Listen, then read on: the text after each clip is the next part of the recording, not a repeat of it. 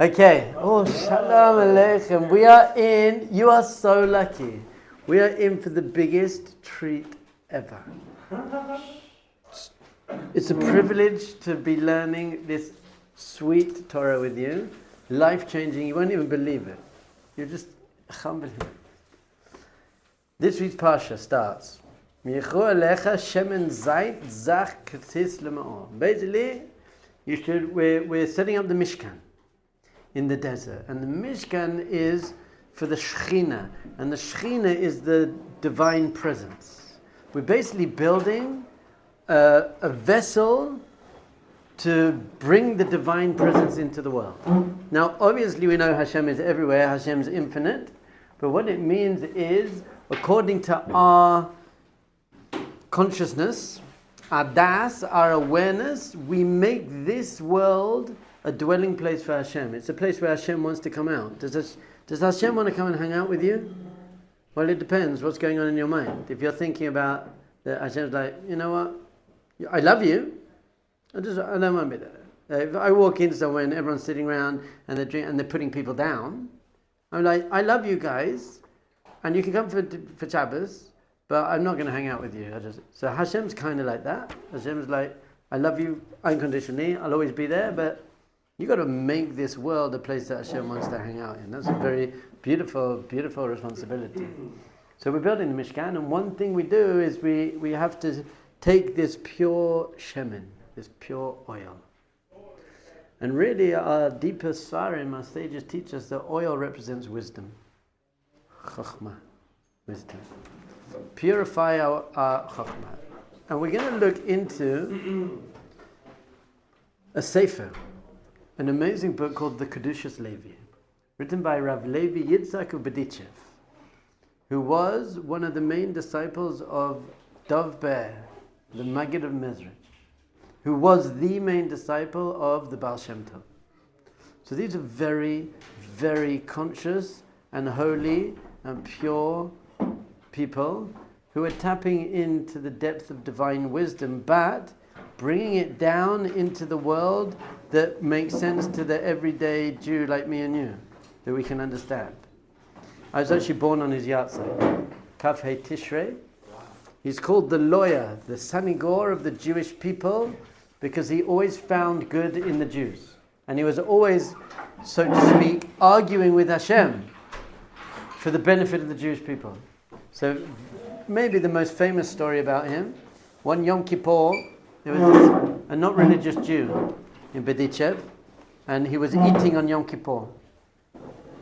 So Rav Levi Yitzchak went up to him and said, my friend, a beautiful friend, do you know it's Yom Kippur today? And the man looked at him and said, yeah. And he said, well, surely you know that you're not allowed, you must have forgotten, you don't know, you're not allowed to eat on Yom Kippur. And the man said, no, I know you're not allowed to eat on Yom Kippur. So Rav Levi Yitzchak says to him, so you must be sick, because if someone's very sick, there's a law that you can eat on Yom Kippur. And the man said, no, I'm not sick at all. At which point Rav Levi Yitzchak looks up to Shemaim, to heaven, and he says, see Hashem, look how beautiful the Jewish people are. Even when they're knowingly doing a sin, they refuse to lie. They're always honest. The Jewish.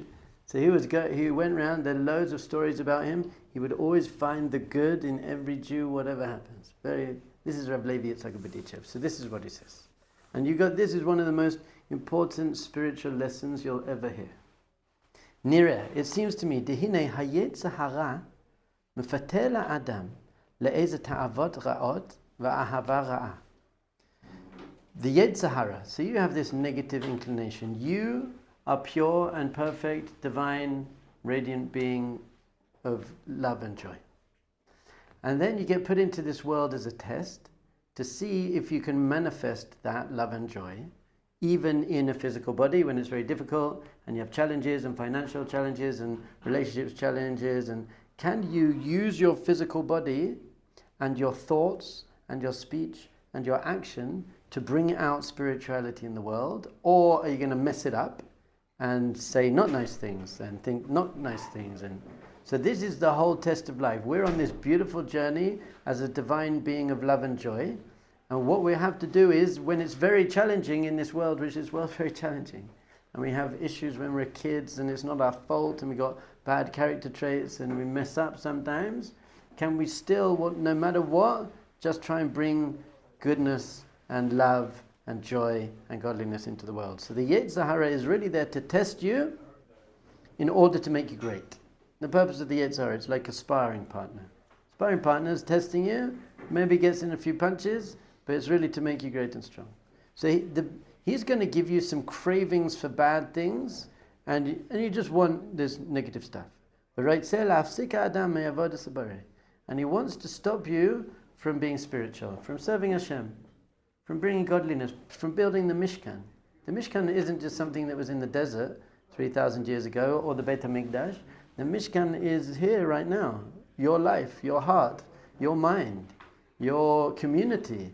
Are you bringing godliness? Are you the person who walks into the room and everyone says, wow, I'm just so happy he walked into the room because he makes me feel good and positive and uplifted? Or are you the person who walks into the room and people feel, oh, I better defend myself because he's going to roast me, or he's just going to be negative and critical? Or who are you? When you're walking, you want to be that person walking into the room. So the Yetzer Hara is trying to make you not be who you really are. Make you disconnect from your essence of love and joy. You can't believe what's about to happen. Hatakana l'shabeh oto. The fixing, in order to break this Yetzer Hara, these negative thoughts. I want to do this bad thing. I want to indulge in all this over physicality. Once again, Judaism doesn't mind physicality, but just in the right moderation. We spoke about that before. That's what Kedusha means. But I'm just going to be a selfish, animalistic drive, fulfilling my own selfish drives. The way to break this, lahalot kol hamachshavot, is to uplift all of those thoughts. To uplift all those thoughts and those cravings to holiness. This is an amazing thing. There's one thing you can do. One thing you can do is fight the thought. A thought comes and you say, no, I'm not going to do that. That's okay. Another thing you can do is just let the thoughts go. It's basically, you've got taekwondo, which is punching and kicking and aggressive. So your thought comes in, you can just say, no way, not thinking that. Or aikido, you just get out of the way. Thought comes in, you're like, whoa, not doing that thought. But he's saying something else. Use that thought. Uplift that thought to holy things. To serve Hashem with that thought. So for example, if your Yetzer Hara gives you a jealous thought entered your mind. That's not from your soul, that's not from you. Your soul's not jealous. So a jealous thought comes into your mind. What you could do is, you could either say, I'm not having the jealous thought. You could let the jealous thought go, or you could say, maybe if I appreciated what I have more, then I wouldn't be so jealous. So I'm going to use my jealous thought to help me work on my character traits, and I'm going to now think of 3 things I'm very grateful for. Or if you have a different type of thought, you're like, it's not fair, or why me? You can say, well, if I had more emunah, if I had more trust in Hashem, that everything's meaningful, trust in the process, then I wouldn't have these thoughts. So you use that negative thought to build emunah. So you're actually using the thought to create goodness, to change yourself. And after a while, the Yetzer Hara, the negative side, stops throwing those thoughts because he's trying to knock you out, and you're using his energy to grow. And he says something else. You should think like this. Vayomer ha'adam el libo. And you should say in your heart or to your heart, Ma im yesh li taiva el davar gashmius v'sichlus. If I have such a craving for pizza, I just want pizza. Or I just have to play that game, I've got such a craving for it. He doesn't say that's bad, by the way. He doesn't say get rid of the craving. You're not saying all of that, although I think there is a place to hold on. I shouldn't be craving those things, but he doesn't say that. If I am craving those things,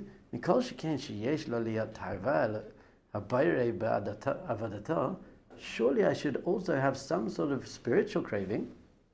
If I'm so into my canaics, surely I should be into tefillin.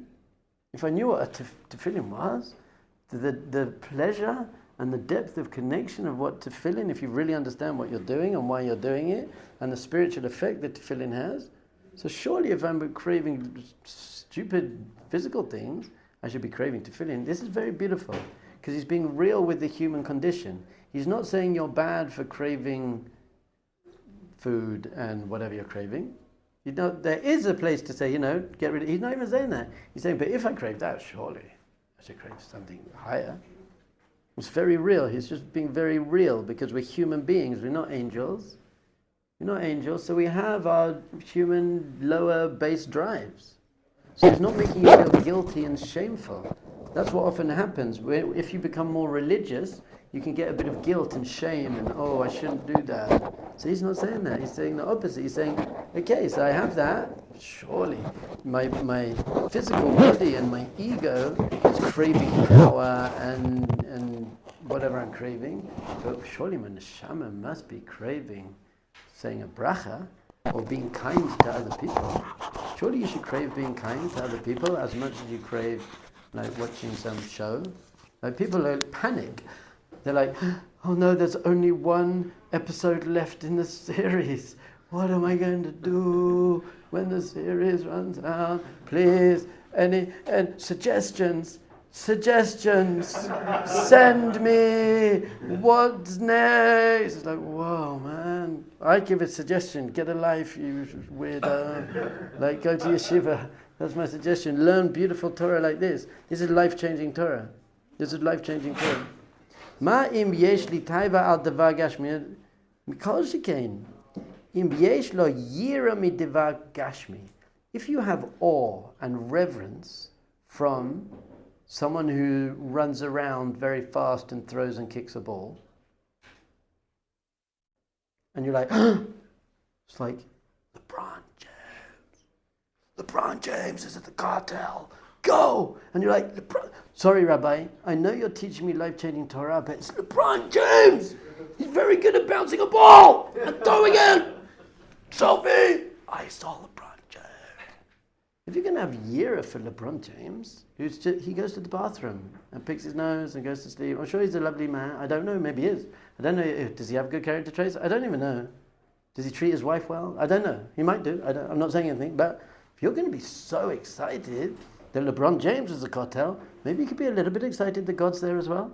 It's like, yeah, God, whatever. Yeah. It's happened. The classic example was Mike Pence. I'm not American, but Mike Pence, some politician, say he came to Aish, and everyone was like, Mike Pence is here, Mike Pence. So I walked in the base midrash and people were like, Mike Pence. And I was like, do you know who else is here? And they were like, who? And I said, Hashem. And they were like, oh yeah. Are you joking? You're sick. So he's not saying don't get excited by LeBron James. He's just saying if you're going to get excited by LeBron James, at least get excited about God. The infinite, conscious, divine creator of the universe who's literally keeping your heart beating as you speak. That's okay. Who gave you a soul, who gave you a Torah, a guidebook, mitzvahs in order to reach your ultimate amazing potential. Unbelievable. Vaz nase hara kisei el hatov. Make the bad a throne for the good. That's the best thing you've ever heard. Make the bad, and it doesn't necessarily mean morally bad, but the broken is just not in line with who you are. Don't get rid of it, don't put it down, don't put yourself down, just make it a throne for the good. Use it to bring the good. That's amazing. That's the best thing you ever heard.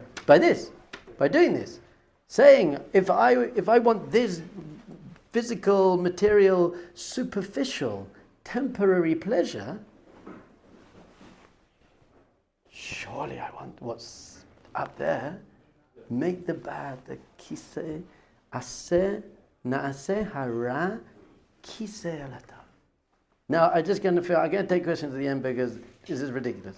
L'chach, avozeh, aseh Hashem yitbarach, shi'eh adam meruchag me'Hashem yitbarach. And for this, Hashem makes someone far from him. pushes you away sometimes. Sometimes Hashem pushes you away. Why? Why would you push me away? What are you doing? If you were just perfectly spiritually connected the whole time and perfect, there's no growth, there's no relationship, so this is another very important thing. Rabbi Nachman speaks about this a lot. Baki baratzai, baki bashav. You got to be good at feeling connected. Sometimes you just wake up in the morning, you're feeling good. It's nice. That person who normally annoys you, they annoy you and you're just like, I love you, man. You just don't care. The next day you wake up, that person who annoys you, you punch him in the face. You're like, what's going on? One day you wake up and everything's bad. You're in a bad mood. You turn up late. Your coffee doesn't taste good. You spill your coffee. Everything's bad. The next day you're mamish. You spill your coffee. You're like, it's okay. I'll clean it up. I love you, man. What's going on? Judaism teaches a very fundamental principle that there are going to be times of connection and times of disconnection. There's going to be ups and downs in life. And the real avodas Hashem, the real spiritual work, isn't in the good times. The good times, great. Good, it's Pesach, it's Purim, it's Yom Kippur, it's Rosh Hashanah, it's Chanukah, it's Shabbat. We're doing all these amazing things. So that's very wonderful. That's beautiful, avodas Hashem. But what about when it doesn't feel good? Are you still in the game? Do you say, okay, I'm not perfect. I'm okay being a human being, and I have my flaws, but Hashem doesn't want angels. Hashem has angels. So Hashem wants us to be human, and human beings have ups and downs. So Hashem sometimes gives us, it doesn't mean He's literally pushing us away, He's just saying in life you have ups and downs. So when you have downs, you feel far from Hashem, but that's beautiful because that's when you can say, I'm still in the game, I'm still connected, I'm still holding on, I'm still part of the team. I'm in the team and I messed up and I missed davening today and I slept late today, but that doesn't take away from who I am, doesn't take away from my essence, I'm still pure and good. So even the negative, it's through the downs and it's through the negatives that you can grow and become great. When me and my wife, everything's going perfect with me and my wife, that's lovely, it feels great. When we have a bit of a disagreement, when it's not okay, then we have to work on our relationship and we have to communicate well. And we have to mevater, mevater.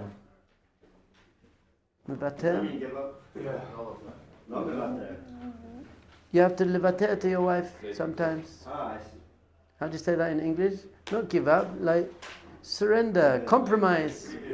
You have a compromise, but it's in the moments when my wife and I don't feel connected that our relationship is really tested. That's the test of the relationship.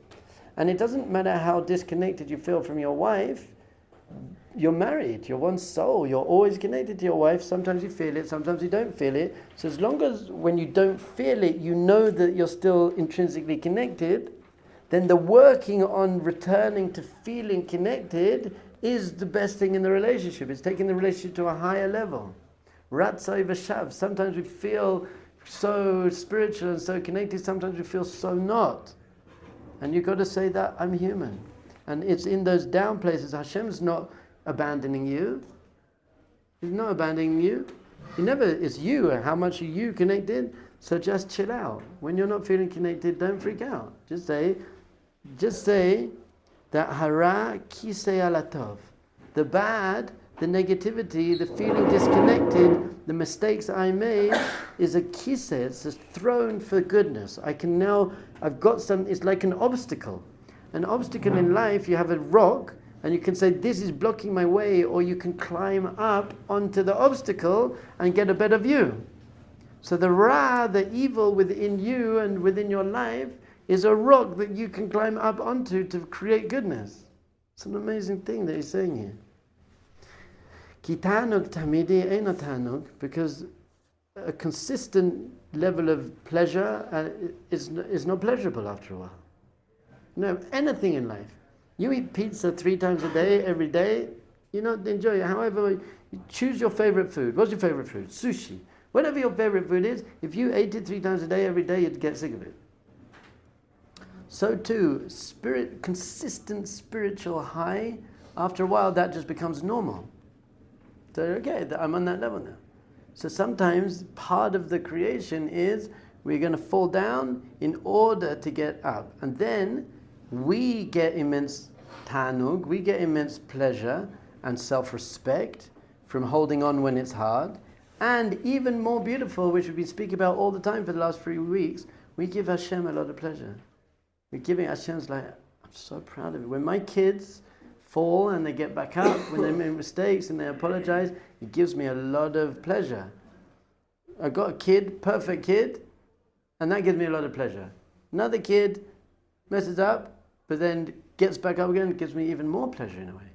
When a kid comes back, when a kid does tshuva, that's giving Hashem immense pleasure. Just quickly got to read from the Tanya, chapter 27. It's crazy. Ha'atzvut eino midagat avanot. Ve'im ha'atzvut. So fine, he's talking about being sad. Now lots of our masters say that sadness is not a sin, is not an avera, but it's the worst thing because it causes avera. If you ever look at yourself negatively, then you'll do negative things because you're like, who am I anyway, so I'll do that thing. If you look at yourself positively, then you say, well, I don't do that. Neshamas don't speak Lashon Hara. If you say, you know what, I'm not that much good anyway, then I can speak Lashon Hara. We spoke about this also yesterday, I think. Very recently we were speaking about it. The more you identify as good, the better you're going to be. The more, and even on a spiritual level, the more you identify as good, the more power you're giving to your neshama to shine its light into your life. And you say, I am a soul. I am, even when I mess up, I'm still a soul. It doesn't change who I am. I made a mistake. It was the Yetzer Hara. It wasn't even me. I went crazy for a little bit. It's not me. I am only good. That actually brings down the light of your neshama into your house, into your life. That's what I know. And if it's not because of your avanot, messing up, watch this. If you feel down, mihir hohim ra'im, because you're having bad thoughts. You're having thoughts that you're not meant to be having. V'taivot ra'ot, and cravings that you shouldn't be happy. Shenofelet b'machshavato, so your mind is full of things that you shouldn't be thinking about. And especially in the middle of davening, whenever it is, your mind is full of stuff you shouldn't be thinking about. Hine im noflot lo shelo b'shas avoda. If this is just during your everyday life, and you're just going around your business, adarabah, lehefech, opposite, exactly the opposite. If you have disgusting, bad, jealous, horrible, sexual, that you're not allowed to have thoughts, you shouldn't be upset. Adarabah yesh lo lismoach. You should be happy. You should be happy if your Yetzer Hara gives you a negative, bad, forbidden thought. You should be so happy. Shaf nofered lo machshavato hu masiach dato mehem. Because if that thought comes into your consciousness, but you just push it away, you don't engage in it. Remember, we always say this, your first thought's not you. You're not blamed for it. The first thought, what you do with it. So if you think of a woman that you're not meant to think of, that very first thought, not you, that was the Yetzer Hara testing you. If you can kind of let it go and say, whoa, not doing that thought, taekwondo, aikido, whichever one you want to use, block it out or let it go. You should feel extremely happy because because you fulfilled a biblical command to not go after your negative thoughts. So when a negative thought comes into your mind, well, if you then engage in it and think about it, that's bad. Because the first thought's not you, but the rest are. That negative thought comes into your mind and you catch it quick enough and say, no way, you should be immensely happy. What an amazing opportunity to fulfill the mitzvah of not thinking negative thoughts. And how much joy Hashem gets from that. He's like, yes, I threw you the curveball and your mamish knocked it out of the park, man. I threw that for you. I threw that bad thought into your head. If you then take that bad thought and then engage in it and think about it, that's bad. If you take that bad thought and then you beat yourself up, I can't believe I'm having those bad thoughts, it's also bad. You just have to let it go. It's not me. That wasn't me. That was not me. That was the Yetzer Hara threw that bad thought into my head. So you fulfilled the mitzvah from the Torah of doing this. It's exactly the same idea. You should be happy when you have a disgusting bad thought. Here, hore niyuf, forbidden sexual thoughts, machshavato. וכשמסיח דעתו מקיים לאו זה, ואמרו רז"ל, ישב ולא עבר עבירה, נותנים לו שכר כאילו עשה מצווה. If you had the opportunity to do an avera, something that's taking you away from spirituality, which you have an opportunity to do when you have a bad thought, you could engage in it, but you don't do it, you get the same reward as you'd mamish put on tefillin. It's a mitzvah to not think that thought. If you never have bad thoughts, you will never get the opportunity to do the mitzvah of not engaging in bad thoughts. So the fact that it's there gives you this amazing opportunity to not do it, and that's a mitzvah as good as mamish putting on tefillin. And Hashem loves that. Va'al kein tzarich lismayach. You should be joyful. B'kiyum halav kamo b'kiyum mitzvahs asay mamish. You should feel very happy because you actually did a huge mitzvah. It's an amazing thing. We don't have time to go into it. Maybe I'll give a short class later about how this pasuk fits into this. But it's a very deep idea, but that's what I want to take from this. Just understand, you're not an angel. You're a human, but that's what makes you great. And also understand that when things aren't going great, that's not a reason to be upset. That's a reason to be very, very, very happy, because you now have an opportunity to really show your loyalty. You have an opportunity to connect in a deep way. You have an opportunity to grow in a deep way. You have an opportunity to have immense self-respect for having self-control. And you have the opportunity to do the whole point of the mitzvahs, which is connection to Hashem and building the Mishkan, which is bringing the light, the menorah and the shemen zayit, the pure oil is bringing light into the world. But we're the ones who are bringing light into the world. We light the menorah. We're the ones who bring light in the world. Why? How? By not doing what we shouldn't do and do what we should do. Unbelievable. Shabbos.